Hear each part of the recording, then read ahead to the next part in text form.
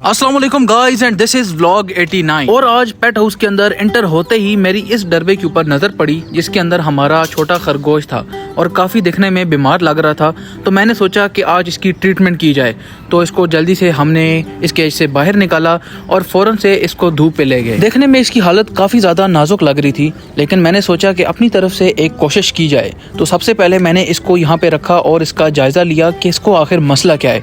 देखने में इसको थोड़ी सी इन्फेक्शन थी और सर्दी की वजह से थोड़ा सा बुखार था, तो जल्दी से इसको हमने नीचे वाले डब्बे के अंदर शिफ्ट किया और निकल पड़े मेडिसिन लेने के लिए। मेडिकल स्टोर पे पहुंच के एक पेनाडोल सिरप और 1 ml की सिरिंज ली जिससे कि हम रैबिट को ये दवाई पिला सकें। दवाई आ चुकी है, अब जल्दी से रैबिट को बाहर निकालते हैं ताकि इसकी ट्रीटमेंट का प्रोसेस जल्दी से शुरू किया जा सके। ये छोटा खरगोश ना सिर्फ बीमार है बल्कि काफी ज्यादा कमजोर भी हो गया। एक बार रैबिट को दवाई दे दें, उसके बाद इसके खाने पीने का भी बंदोबस्त करते हैं। तो ये पेनाडोल का सिरप है। सबसे पहले इसकी ऊपर से सील खोलनी है, उसके बाद 1 ml की सिरिंज लेनी है जो कि हमने मेडिकल स्टोर से ली थी।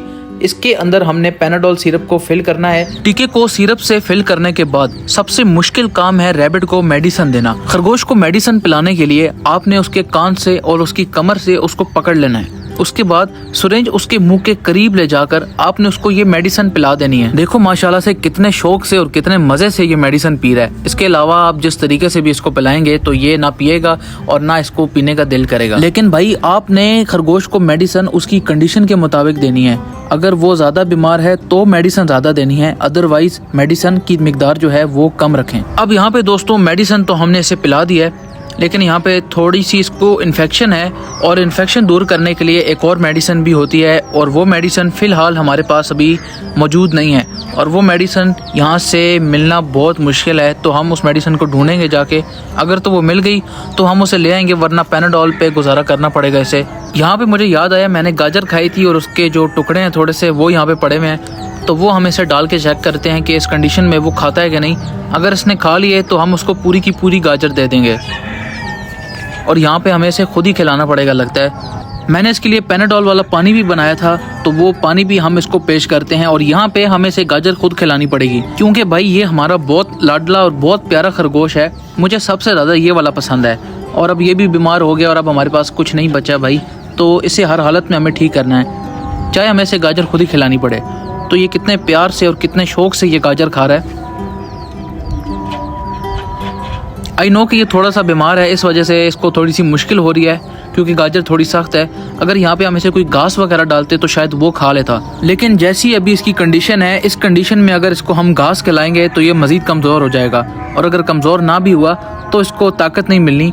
तो गाजर में ताकत है और गाजर खरगोश की फेवरेट है, ये आप सबको पता होगा। तो थोड़ी सी गाजर खिला देते हैं, कोई बात नहीं अगर हमें 2-3 मिनट यहाँ पे खड़ा होना पड़ा।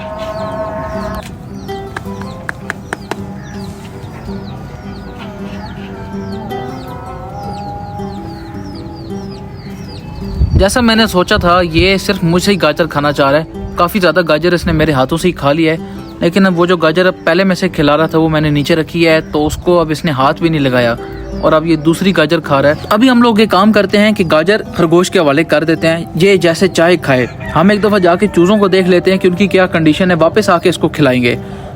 तो यहाँ पे हमारे जो चूज़े हैं वो भी सर्दी की वजह से काफ़ी ज़्यादा कमज़ोर हो गए हैं दोस्तों। सर्दी बेइंतहा की है। अब मुर्गी बेचारी क्या करे, क्योंकि चूज़े भी दिन ब दिन बड़े होते जा रहे हैं, लेकिन मुर्गी का साइज़ तो वही है।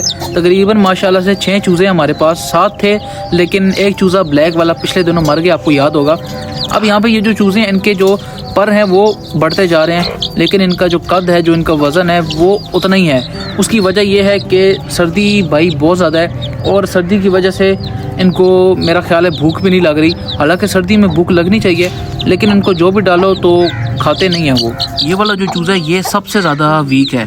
हालांकि सारे के सारे चूज़े एक साथ ही अंडों से निकले थे, लेकिन बाकी जितने भी चूज़े हैं उन सब ने कुछ ना कुछ वेट गेन कर लिया है। सिर्फ यही एक चूज़ा है जो कि सबसे ज़्यादा छोटा रह गया साइज़ में, इसके सिर्फ पर ही बड़े होते जा रहे हैं और बाकी वैसे का वैसे ही है। और आप लोग जानते हैं कि मुर्गी क्यों डर रही है? ये बेसिकली डर नहीं रही, ये अपने चूज़ों की हिफाजत कर रही है कि कहीं इन्हें कोई नुकसान ना पहुंच जाए। इन चूज़ों को बंद करने के बाद मैंने सोचा बतखों को देख लूँ, लेकिन बतखें मुझे अपने डरबे में नहीं मिली। फिर मैं थोड़ा सा आगे गया तो मुझे अपने डिज़ाइन किए हुए स्ट्रक्चर पे बतखें बड़े आराम सुकून से बैठी हुई मिली। ये वो जगह है जहाँ का रुख कभी बतखों ने नहीं किया, लेकिन जब से मैंने इस पे बारीक बूरा डाला था तो तब से लेकर अब तक बतखें बतखें बहुत आराम और सुकून से यहाँ पे बैठती हैं। अब यार मुझे सबसे ज्यादा पसंद ये वाली बतख है जो कि अपने आप उड़ के मेरे हाथ में आ जाती है। ये आप लोग देख सकते हो, ये बेसिकली डर रही है लेकिन उड़ते उड़ते सीधा ये मेरे हाथ में आ जाती है। ये तो अपनी तरफ से बचने की कोशिश कर रही थी, लेकिन इसको क्या पता कि भाई मैं तो चारों तरफ से इसको घेर के बैठा हूँ। लेकिन हम इसे तंग नहीं करते वरना खरगोश पे बुरा असर पड़ेगा। और अब आखिर में चलते हैं अपने खरगोशों के घर की जानिब। देखने में तो ये ऊपर ऊपर से बड़ा खूबसूरत मंजर पेश कर रहा है, लेकिन नीचे की कहानी कुछ और ही है भाई। जितना ज्यादा गंद आपको यहाँ पे नजर आ रहा है उससे 2 गुना ज्यादा गंद वहाँ पे है,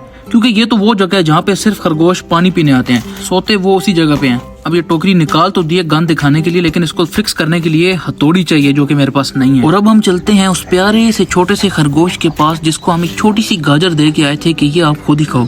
तो माशाल्लाह से ये खा रहा है, बहुत अच्छी बात है। और अगर आपने हमारे व्लॉग को लाइक और चैनल को सब्सक्राइब किया है तो ये भी बहुत अच्छी बात है। अपना रखिएगा बहुत सारा ख्याल। मिलते हैं कल के व्लॉग में। अल्लाह हाफिज।